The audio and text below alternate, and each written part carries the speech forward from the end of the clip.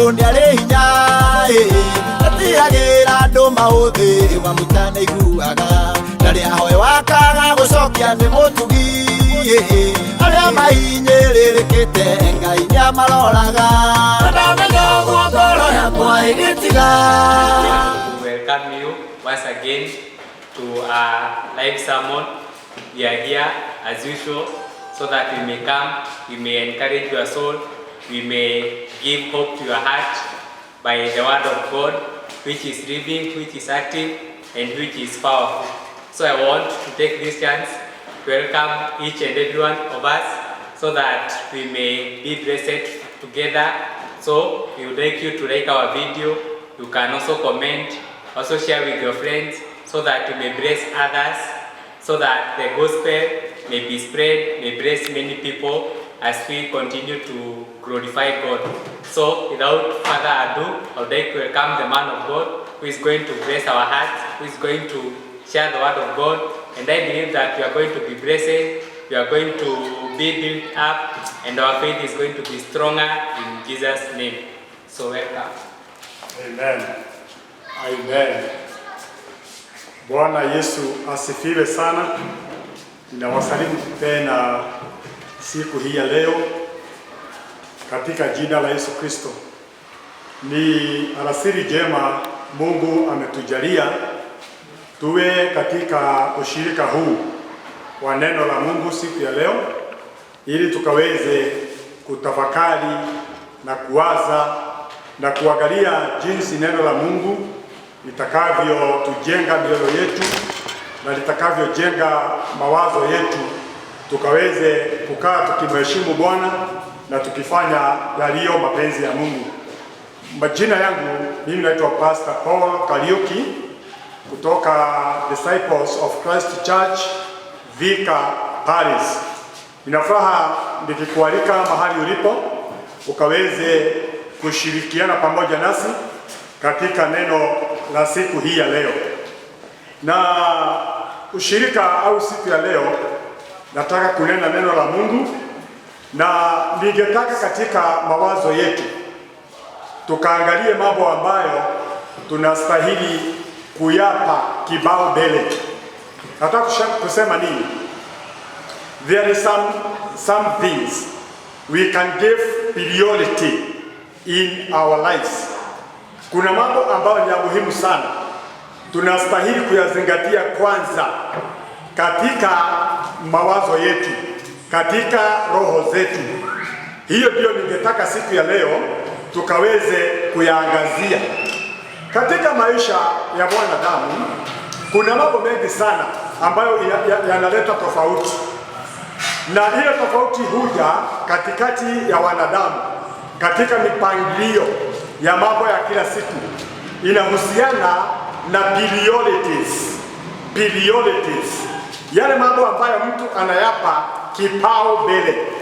Hiyo ndio inaleta utofauti katika maisha yetu sisi kama wanadamu. Na hiyo ndio maana unakuta hata manyumbani waweza kuona mtu ameoa, ana mke, ana watoto, amejaliwa, ana mifugo, ana ng'ombe, na unakuta huyo mtu akija, labda mifugo yake ndiyo anayoipa kipao mbele. Anapofika, badala ya kuuliza watu mmeshidaje, siku yenu imekuwa namna gani, anaenda mara moja kwa mifugo yake. Akiuliza mifugo imepewa chakula, mifugo imepewa maji, kwa sababu katika mawazo yake na katika roho yake hiyo ndiyo anaipa kipao mbele. Katika maisha yetu sisi wa Kristo kuna mambo ambayo tunatakiwa kuyapa kipao mbele. Kuna jambo ambalo tunastahili kuipa kipao mbele. There is something we want to give priority in our lives. Na ili niweze kuingia katika neno la Mungu, ningetaka kwanza tuombe, halafu nikasome neno la Mungu la siku hii ya leo. Hebu tuombe.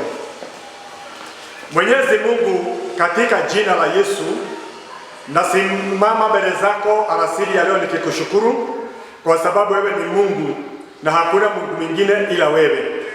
Asante Jehova kwa sababu umetupa neema yako na umetupa kibali na umetupa dhabihu hii na mahali hapa pa kuabudia, ili Bwana wa mabwana tuwe tunakusanyika hapa, tunatafakari juu ya neno lako, linajenga mioyo yetu na mawazo yetu. Na kwa sababu Bwana ni neema umetufikia, Bwana tunasema ni asante. Pokea sifa na shukurani. Ninapoenda kunena neno lako la siku ya leo, Bwana niongoze mimi mtumishi wako, na neno lako Bwana likawe na mafuta kutoka mbinguni, likaweza kubariki dada, likaweza kubariki ndugu, likaweza kubariki rafiki yetu na mpendo anayetutazama na anayetusikiliza. Bwana ninaomba ukaachilie neema yako na baraka zako juu yetu. Ni kwa sababu tumeomba haya yote tukiamini kwamba umesikia maombi yetu, na ni katika jina la Yesu Kristo Bwana na mkombozi wetu tumeomba, na zote tuseme amen. Amen. Kama vile nilivyotangulia kusema, ninataka tuangalie ni mambo gani kama Wakristo au ni jambo gani tunastahili kuipa kipaumbele. Hebu nisome kitabu cha Mathayo ili nikaweze kueleza vizuri neno langu la siku ya leo. Tasoma Mathayo chapter number 6 verse 25. Mathayo chapter number 6 verse 25. We are looking about what we are supposed to give priority. Jambo ambalo tunastahili kulipa kipaumbele. Nitasoma katika jina la Yesu. Therefore, I tell you, do not worry about your life, what you will eat or drink, or about your body, what you will wear. Is not life more important than food, and the body more important than clothes? Look at the birds of air. They do not sow or reap or store away in barns, and yet your heavenly Father feed them. You are not much more valuable than they. Who of you, by worrying, can add a single hour to his life? Ndiene mstari wa 31. So do not worry, saying, what shall we eat? Or what shall we drink? Or what shall we wear? For the pagans learn after all these things, and your heavenly Father knows that you need them. Verse 33. But seek first the kingdom and his righteousness, and all these things will be given to you as well. Bwana asifiwe sana. Hayo maandiko ambayo nimesoma yalinenwa na Kristo mwana wa Mungu akinenea wanafunzi wake, akiwaeleza ya kwamba katika maisha hii ya sasa wanastahili kushughulikia au wasishughulikie mambo ambayo ni ya mwili, wakijiuliza tutakula nini na tutafaa nini. Kwa sababu gani? Yesu anasema ya kwamba kwa sababu Mungu ametukirimia uhai, na uhai ni zaidi ya chakula. Uhai una dhamana kubwa kuliko chakula, na Mungu ametukirimia, ametupa uhai, ametupa uzima, ametupa uzima na uhai huu, na huu uhai ni zaidi ya chakula. Tena tusishughulikie tutafaa nini, kwa sababu Mungu wetu ametupa mwili, na mwili ni zaidi ya mavazi. Hii ni kumaanisha kwamba Mungu wetu anatujali sana, na Mungu wetu anatushughulikia kwa hali ya juu sana, kwa maana ametupa uhai, na hatulipisi, na si kukopeshwa, tumekopeshwa. Ametupa for free, amekupa uzima, amekupa uhai na amekupa bure. Tena amekupa mwili, na mwili ni zaidi ya mavazi, na huo mwili umepewa for free, sio deni, umekopeshwa. Mungu amekujalia na amekupa kwa sababu anakupenda.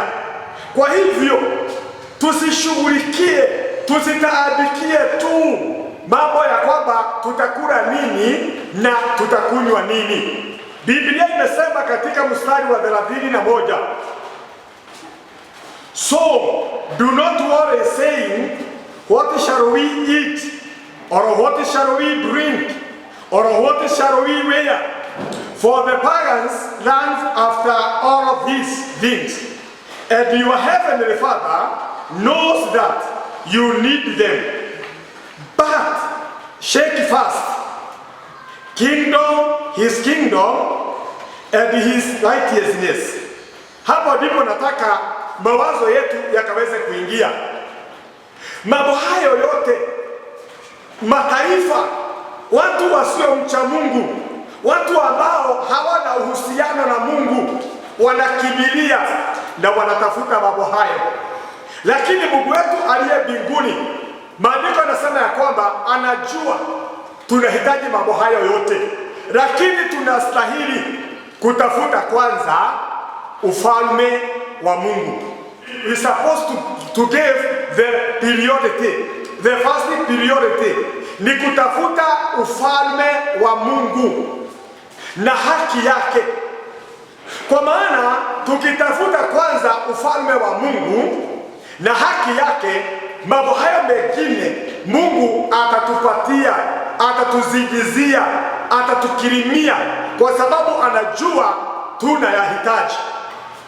Kuna Wakristo wengi wakati kama huu wamefika kiwango cha kujitaabisha, hawalali, wengine hawapati usingizi kwa sababu ya mahitaji haya ya kila siku, mpaka wamesahau na ufalme wa Mungu.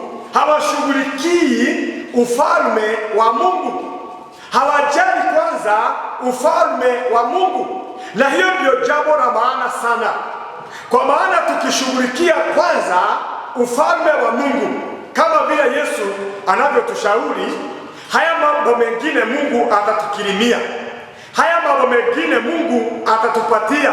Kwa sababu tukitafuta uhusiano, tukitafuta ushirika wetu na Mungu, tukitafuta upatano mzuri na Mungu wetu, hata hayo mambo mengine Mungu atatupatia na hata zaidi, kwa sababu tukiwa na uhusiano mzuri na Mungu, hata mahitaji yetu ya kila siku atakuwa akishughulikia. Biblia inasema katika kitabu cha Petro ya kwamba mwachilieni Mungu mambo yale mnayoyasumbukia. Give to God your worries. Patia Mungu mambo ambayo yanakujarisha, patia Mungu mambo ambayo unayahitaji, mjulishe, kwa sababu yeye ndiye anayeshughulikia maisha yetu, au ndiye anayeshughulikia mambo ya maisha yetu. Kwa hivyo tunastahili kwanza kutafuta ufalme wa Mungu. Tunastahili kwanza kutafuta uhusiano na ushirika wetu na Mungu, na haya mambo mengine Mungu atatupatia na atatuzidizia. Kwa mfano, kama vile nimesema, ametupa mwili na ni zaidi ya mavazi. Na ikiwa Mungu ametupatia mwili, anaweza hata kutupa mavazi sana, kwa sababu mwili ni zaidi ya mavazi. Mwili una dhamana kubwa kuliko mavazi. Ametupa uhai, ametupa uzima huu, na uhai ni zaidi ya chakula. Kwa hivyo tukimtumainia, tukiwa na ushirika, tukiwa na upatano mwema na Mungu, hata haya mambo mengine ya kila siku Bwana atatupatia na atatuzidizia. Maandiko yanasema ya kwamba wakati Kristo alipokuwa akisema yeye ni mchungaji mwema, alisema walio ndani yake watakuwa wanaingia na wanatoka ndio wanapata chakula cha kila siku. Kwa hivyo ni kuwa tukitafuta kwanza ufalme wa Mungu na tukitafuta haki ya Mungu, haya mambo mengine tunayoyahitaji katika maisha haya Mungu atatupatia. Kwa mfano, wakati korona ilipoingia hapa Kenya na watu wametaabika, hata nisikia kwa runinga asilimia ya 21 ya Wakenya hawakuweza kulipa nyumba, na wale walioweza kulipa hawakulipa kwa wakati unaostahili. Hii ni kusema ya kwamba Mungu anajua bado hatujalipa nyumba, na tumeona kuna baadhi ya landlords Mungu ameongea nao katika mioyo yao, wamepunguza rent, na tumesikia landlords wengine wakisema miezi 2 msilipe nyumba ili tuweze kupigana na janga hili la corona. Ni kwa sababu labda katika ile nyumba au katika ile plot, labda kuna mtu mcha Mungu pale anainua mikono yake kwa Mungu. Mungu amempa neema na kibali. Mungu amezungumza na landlord ili aweze kupunguza hiyo rent, ili akaweze kusema msilipe miezi 2 rent. Hii ni kumaanisha kwamba tukitafuta kwanza ufalme wa Mungu na tukitafuta haki yake, mambo yale mengine tunayoyashughulikia na ambayo yametuzunguka na yametuweka hofu sana, Mungu atatuonyesha njia. Maandiko husema wakati matatizo tunapojaribiwa, maandiko yanasema ya kwamba hakuna majaribio ambayo yanatupata hayajapata watu, kwa sababu majaribio hukuta wanadamu, lakini Mungu ni mwaminifu. Hivyo ndivyo Biblia inavyosema ya kwamba Mungu ni mwaminifu. Majaribio yatakapokuja atatuonyesha mlango wa wokovu, atatuonyesha mlango wa kutokea, tuweze kujiepusha kwa hayo majaribio. Kwa hivyo rafiki yangu mpendwa, na katika ushirika wa siku hii ya leo ninanena kuhusu mambo tunayostahili kuyapa kibao mbele, na tunatakiwa kwanza kutafuta ufalme wa Mungu na haki yake, na mambo haya mengine Mungu atatusidizia, atatupatia, kwa maana anajua tunayahitaji. Nilisikia mtu mwingine akiulizwa, leo hii Kenya kukitangazwa corona imekwisha, unaweza kufanya nini la kwanza? Akaulizwa, leo hii kukitangazwa corona imekwisha Kenya, unaweza kufanya nini? Nilisikia kuna mtu alisema yeye anaweza kuingia kwa kilabu, akae huko siku 3 akinywa bila kurudi nyumbani, ati kwa sababu kuna muda mrefu baa zimefungwa. Sasa yule mtu unaona ni nini anapatia kipao mbele? Ni jambo gani analolipa kipao mbele? Na mimi nikaongea na mshirika wangu mmoja, nikamuuliza, leo hii ukisikia corona imeisha unaweza kufanya nini? Akaniambia, mimi ninaweza kwenda katika nyumba ya Mungu na siwezi hata kusikiliza au kusoma, niende tu nikalie nikimshukuru Bwana, nikimuinua, nikimtukuza, kwa sababu ametuondolea janga hili la corona. Kwa hivyo huyu mtu anasikia kwamba katika moyo wake amempa Mungu kipao mbele, amempa utukufu Bwana, amempa Bwana heshima, atanaweza kuja katika nyumba ya Mungu ashinde akilia huko, akimwinua Mungu, akimtukuza. Hiyo ndio inaleta utofauti katika hali ya kuprioritize mambo.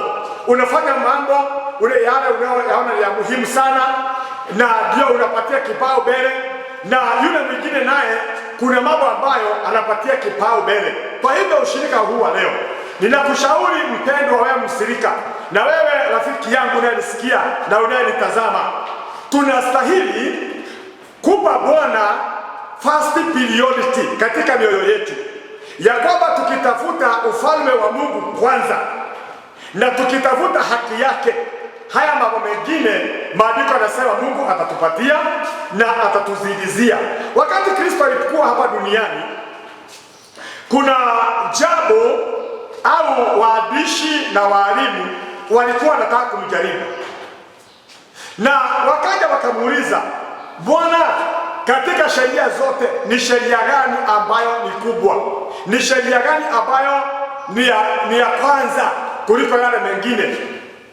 Hebu tusikie vile Yesu alivyomrudishia. Matthew chapter number 22 verse 36.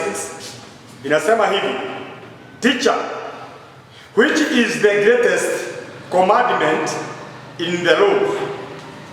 Jesus replied,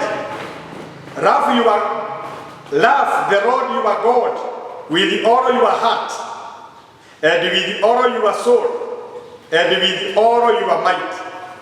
This is the first and greatest commandment. And the second is like it. Love your neighbor as yourself. All the law and the prophet hang on those two commandments. Huyu ni mwandishi aliyemwendea Yesu akamuuliza, katika sheria ni commandment gani ambayo ni ya muhimu sana?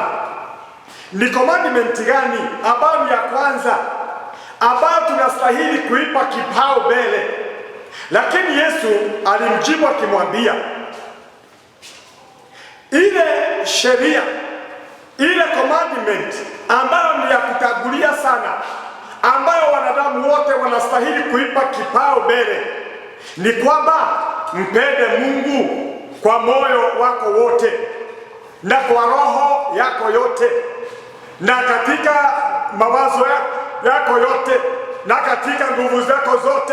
Hiyo ndiyo sheria ya kwanza. Na ukitafakari juu ya hii sheria, inaonyesha ya kwamba hakuna jambo lingine linatakiwa kukuzunguka au kukukaribia ila tu ni kutafuta ufalme wa Mungu kwanza. Na hiyo ndio maana Biblia inasema ya kwamba tafuteni kwanza ufalme wa Mungu.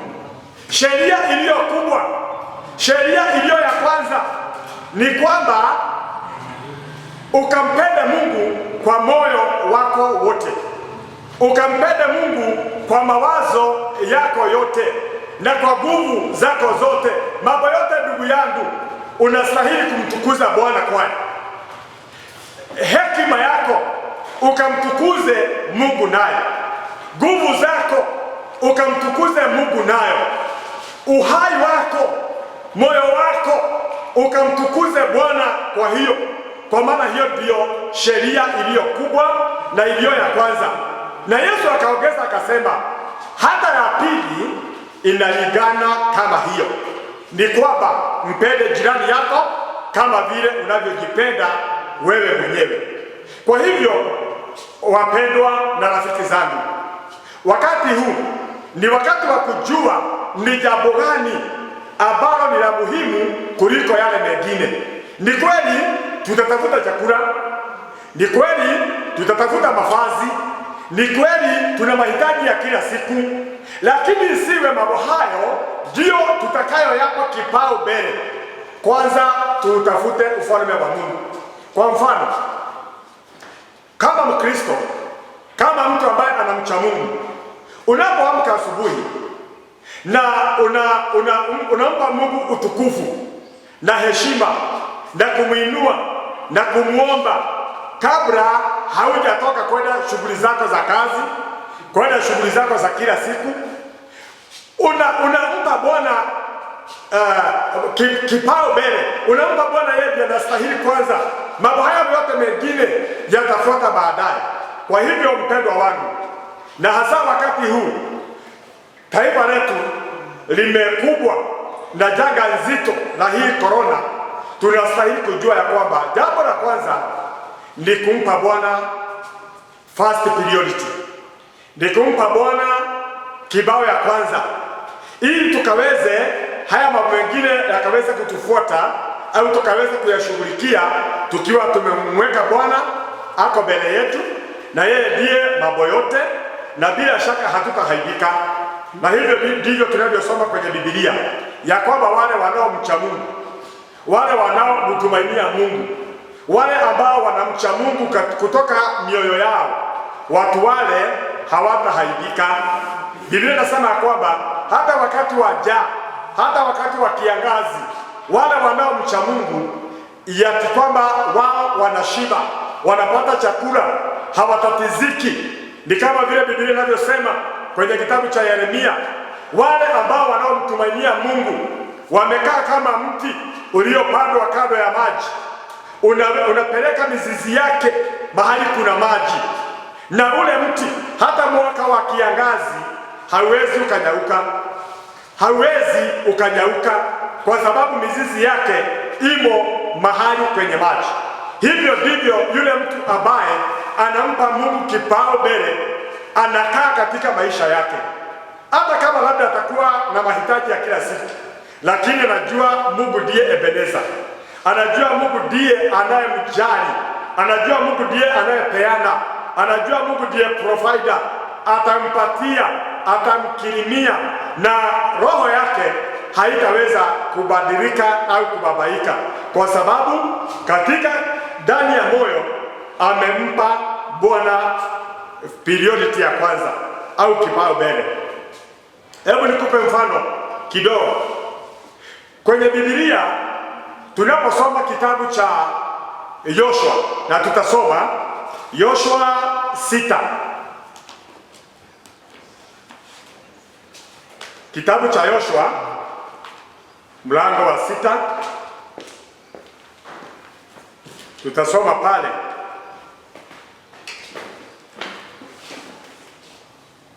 Yoshua mlango wa 6, nisome mstari wa 15. Ikawa siku ya 7 wakaondoka asubuhi na mapema wakati wa mapambazuko, wakazunguka mji vivyo hivyo mara 7. Ila siku hii walizunguka huo mji mara 7. Hata mara ya 7 makuhani walipopiga tarumbeta, Yoshua akawaambia watu, pigeni kelele, kwa maana Bwana amewapeni mji huu, na mji huu utakuwa wakfu kwa Bwana, mji wenyewe na vitu vyote vilivyomo, isipokuwa Rahabu yule kahaba ataishi, yeye na watu wote walio pamoja naye nyumbani, kwa sababu aliwaficha hao wapelelezi tuliowatuma. Huwa tunasoma mara nyingi juu ya jiji hili la Jericho, na Biblia inasema ya kwamba Jericho ulikuwa ni mji ulikuwa umejengwa na kuta ambazo zina uzito. Ni mji ulikuwa umejengwa, kuta zake zilikuwa kubwa sana, na zilikuwa zimejengwa kwa ustadi mkubwa.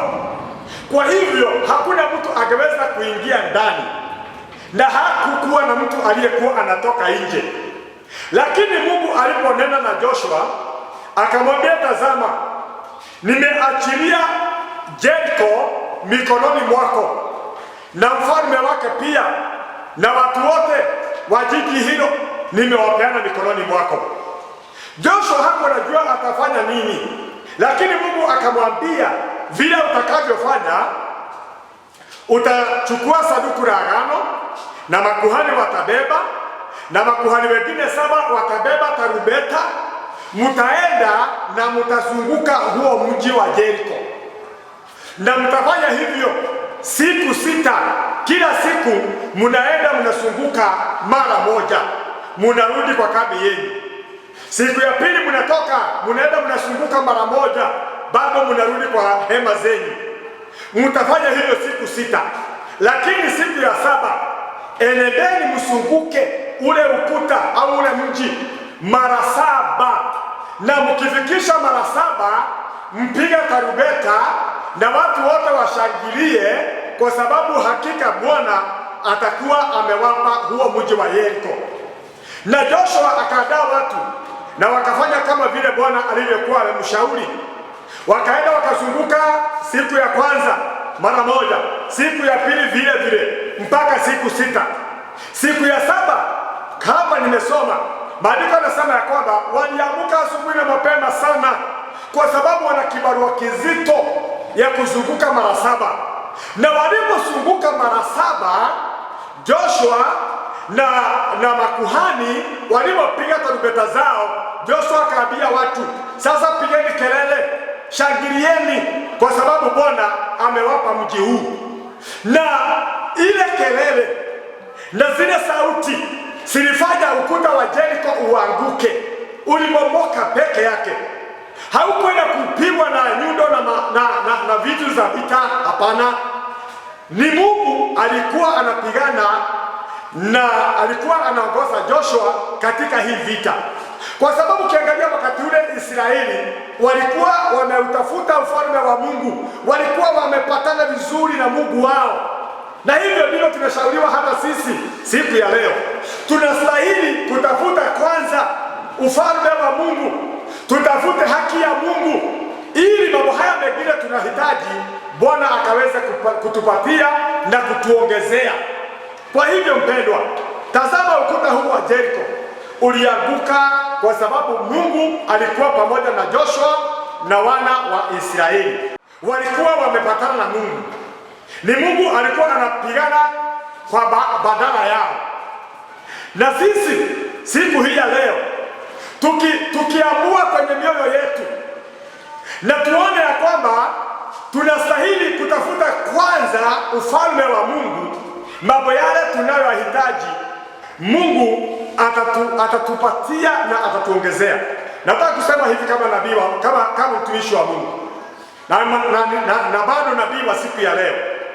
Hii korona ambayo imekumba dunia yote na nchi yetu ya Kenya, nataka kusema ya kwamba hata kama ina uzito, ina ugumu kiasi gani, sisi tukiwa na Mungu, korona itaanguka kama vile ukuta wa Yeriko ulivyoanguka katika jina la Yesu.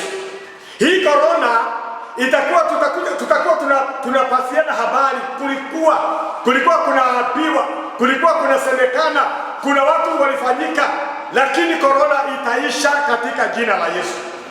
Kwa sababu hata kama huu ukuta wa Yeriko ulikuwa mzito sana, hakuna mtu aliyekuwa akiingia ndani au akitoka ndani na kuja nje, lakini kwa uwezo wa Mungu, kwa sababu ya uaminifu, kwa sababu ya utakatifu, kwa sababu ya uhusiano wa Joshua na Israeli na watu wake, ukuta ulibomoka peke yake, ulianguka, na hawa wana wa Israeli wakaingia kwenye mji, wakaua watu wote, ila tu Rahab, yule mke ule kahaba aliyewaficha wale wapelelezi, yeye ndiye tu aliyeokolewa, pamoja na watu wa familia zao au watu wa nyumba yao, wale waliokuwa katika nyumba ya Rahab.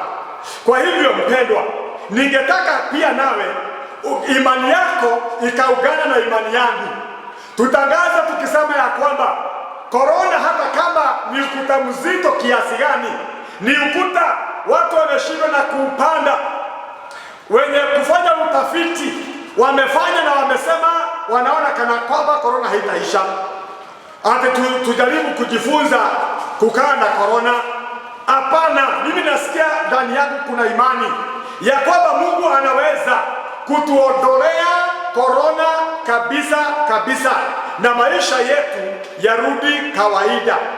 Kwa hivyo ninatangaza nikisema, korona, hata kama una mishale ya aina gani, hata kama una mishale ya moto, tuna Mungu ambaye tunamwamini, aliyeumba mbingu na dunia. Tuna Mungu tunayemwamini, kuna Mungu tunayemtumikia, Mungu asiyebadilika, Mungu aliyeahidi ya kwamba kukiwa na magonjwa yasiyo na dawa, watu wa Mungu wanyenyekee na waombe, ya kwamba Mungu atawasikia, atawaponya na ataponya nchi yao. Hiyo ndio imani yangu, kwa maana ni Mungu alisema, watu wangu wanaoitanishwa na jina langu wakiomba na wakinyenyekea na wakitubu na wakitafuta kwanza ufalme wa Mungu, Mungu atawaponya na ataponya nchi yao. Kwa hivyo wapendwa, mnanitazama, nyinyi ambaye labda umesikia habari nyingi na moyo wako umejawa na huzuni, umejawa na uoga, moyo wako unatetemeka, hujui utaendelea, maisha yako atakuwa namna gani, hujui utafanya nini, nataka kusema ya kwamba tafuta kwanza ufalme wa Mungu. Kuna neno lingine Paulo alisema, tukiwa katika mwili huu au tukiwa tumetoka katika mwili, tutamtukuza Mungu tukiwa hai na tukiwa tumekufa. Hata kama tutaishi kwa sababu ya Bwana, na tukifa tutakufa kwa sababu ya Mungu. Kwa hiyo tunatakiwa kumpa Bwana kipao mbele, tumpe priority ya kwanza. Yeye ndiye kila kitu, yeye ndiye tumaini letu, yeye ndiye msaada wetu, yeye ndiye nguvu yetu. Na bila shaka kama hatuna Mungu hatuwezi kufanya jambo lolote. Kwa hivyo wapendwa, najua kuna habari nyingi sana zimetolewa, kuna mambo mengi ambayo yamezungumzwa, yametia watu hofu, yamefanya watu waogope, watu wamebabaika, wanaona kama maisha sasa yamekwisha. Lakini bado nataka kuambia, mtumainie Mungu, muogope Mungu, tafuta kwanza ufalme wa Mungu. Hata kama hatutakufa kwa korona, tunajua duniani hatutaishi, tutatoka tu katika hema ya mwili. Ni vizuri ukitoka kwenye mwili utoke ukiwa na uhusiano na Mungu, ukiwa umepatana vizuri na Mungu, ukiwa umeshikamana na Mungu. Kwa hivyo tafuta kwanza ufalme wa Mungu na utakatifu wake, na mambo hayo mengine ambayo unahitaji Bwana anajua, atakupatia na atakuongezea, kwa sababu ni Mungu. Wakati huu Joshua na Waisraeli walipouona ukuu wa Mungu, kuna jambo lingine walifanya libaya, kwa sababu tumesoma tukasikia ati mji huo utakuwa wakfu mbele za Bwana na vitu vyote. Lakini walipouingia ule mji, kuna mtu ambaye anaitwa Akani, na Akani wa Karemi kuna vitu alichukua kwa siri, na hizi vitu zilikuwa za kuangamizwa, lakini Akani alisichukua akazibeba kwa siri, akaenda akaficha katika nyumba yake. Hebu nisome kidogo Joshua 7 kuanzia mstari wa 2, niguzie tu kidogo nikikaribia kumaliza. Maandiko yanasema hivi, Joshua mlango wa 7 mstari wa 2. Kisha Joshua akatuma watu kutoka Yeriko mpaka mji wa Ai ulio karibu na Bethafini upande wa mashariki wa Bethel. Akawaambia akisema, pandeni juu mkapeleleze nchi. Basi wakapanda juu wakapeleleza Ai. Wakarejea kwa Joshua wakamwambia, wasiende watu wote, ila waende watu kama 2,000 au 3. Wakapige Ai, wakaupige Ai, usiwataabishe watu wote kwa kuwaendesha huko, maana watu hao ni wachache tu. Basi watu wakaenda huko wapata 3,000. Nao wakakimbia mbele ya watu wa Ai. Watu wa Ai wakawapiga watu kama 36, wakawafuatia kutoka mbele ya lango mpaka Shebarimu, wakawapiga huko kwenye mteremko. Mioyo ya watu ikayeyuka ikawa kama maji. Tunaangazia juu ya kutafuta kwanza ufalme wa Mungu na haki yake, na mambo haya mengine maandiko yanasema tutapewa. Wakati Israeli walipopiga Jeriko na nguvu za Mungu zikaonekana, kwa sababu ukuta ulianguka bila kugongwa na kuangushwa na watu, uliangushwa na nguvu na uwezo wa Mungu. Akani wa Karemi akachukua vitu ambazo zilikuwa za kuangamizwa, akaenda nazo akaficha katika hema yake. Mungu alighadhabika. Mungu akawa na hasira juu ya wana wa Israeli kwa sababu wamesiacha sheria za Mungu. Ile sheria tuliambiwa, mpende Bwana na moyo wako wote na akili zako zote na nguvu zako zote. Wakawa wameacha hiyo sheria kwa sababu walichukua vitu zilizokuwa za kuangamizwa, na wakaenda manyumbani kwao na wakakaa kwa muda. Halafu Joshua akawatuma watu wakapeleleza mji wa Ai, na wale walioenda kule kupeleleza walikuta watu wa Ai ni watu wachache sana, si watu wengi. Waliporudi wakamwambia Joshua, usitaabishe watu wote kuwapeleka huko, wacha kuenda watu 2,000 na wakizidi waende 3,000. Joshua alitafuta watu 3,000 ndiye aliyewatuma. Lakini walipoenda kule, kwa sababu sasa hawana uhusiano na Mungu, walisiacha sheria za Mungu, wameshughulikia mambo yao na mahitaji yao wenyewe kupitia kwa Akani wa Karemi. Mungu akawa sasa hana pamoja nao, na walipoenda huko na watu wa Ai walikuwa watu wachache sana. Biblia inasema ya kwamba watu wa Ai waliweza kupiga Israeli, na shujaa wa Israeli 36 waliuawa na watu wa Ai.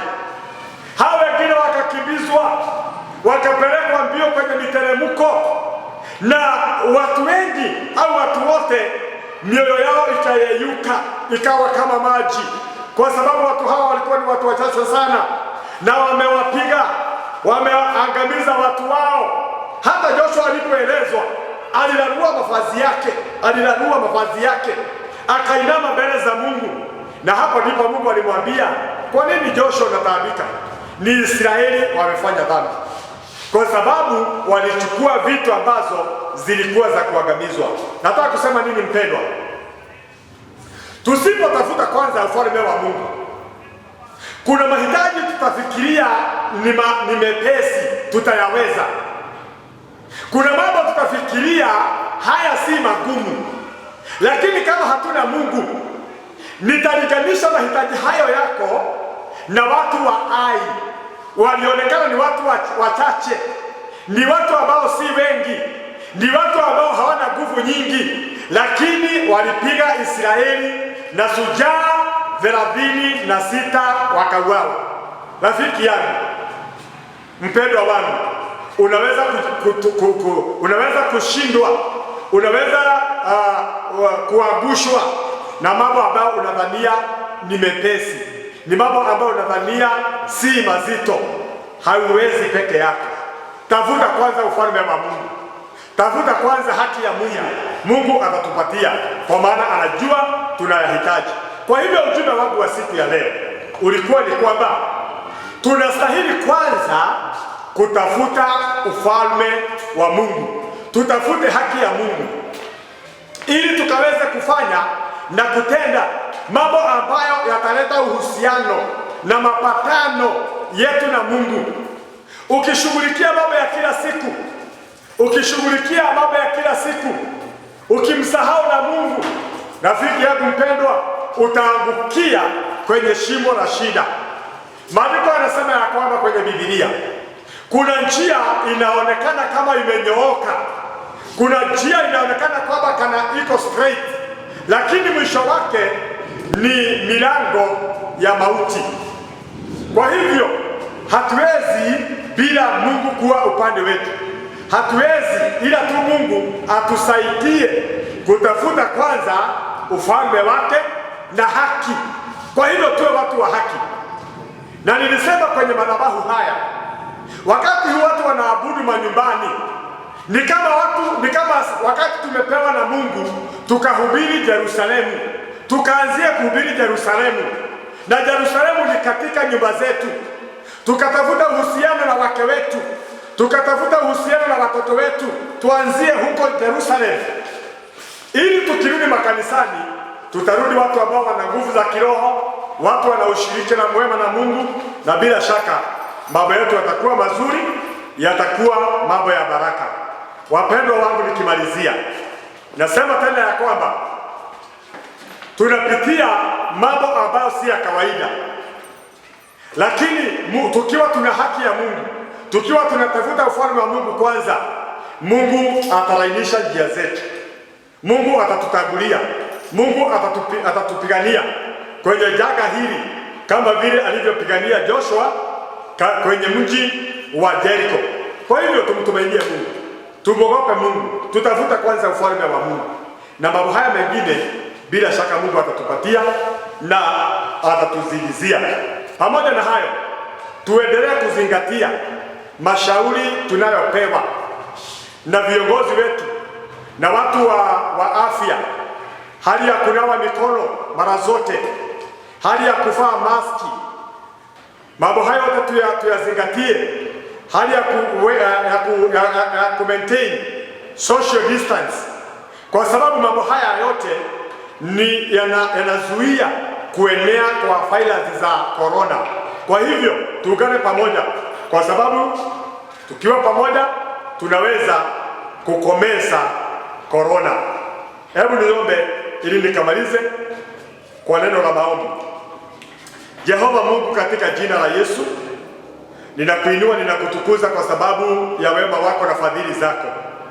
Asante kwa sababu alasiri ya leo umekutana pamoja nasi na umenena na mioyo yetu, ukituonyesha ya kwamba kuna mambo ambayo tunastahili kuyazingatia sana, na hasa ni kutafuta ufalme wako kwanza na haki zako, na mambo hayo mengine Bwana utatupatia, kwa maana unajua tunayahitaji.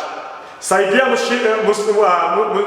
msikizaji wangu, bariki mtazamaji wangu katika jina la Yesu, ili Bwana wa mabwana alasiri hii ya leo ukaachilie hekima, ukaachilie ufahamu na hali ya kukata kauli ya kuamua kutafuta ufalme wa Mungu ndani ya mioyo yetu na kwenye maisha yetu na haki yako Bwana.